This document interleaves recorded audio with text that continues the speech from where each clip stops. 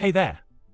So, you've encountered a problem where you've already created a sign-in modal, but now want to add buttons to navigate to the Sign Up Register section and back to the sign-in modal.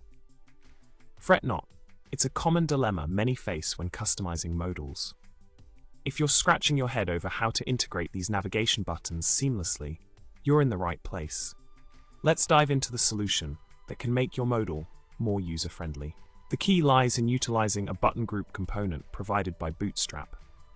By incorporating the code snippet shared earlier, you can neatly organize the navigation buttons at the top of your modal.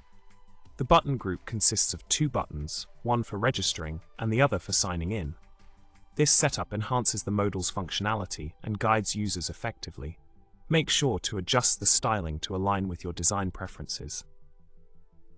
In summary, solving the problem of adding navigation buttons to your sign-in modal can be achieved effortlessly using Bootstrap's button group feature. By implementing the suggested code snippet, you can enhance user experience and streamline the registration and sign-in processes within the modal. Remember, small details like these can significantly impact usability and user satisfaction. Well, that's a wrap for now.